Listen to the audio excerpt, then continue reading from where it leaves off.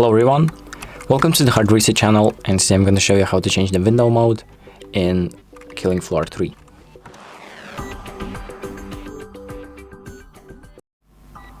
So the first thing that we're going to do is open up the settings, and then we're going to go to the video tab and select window mode. So you have this drop down right here that you can press on, and this is where you can change all the window modes. So you have full screen, windowed, full screen, and windowed.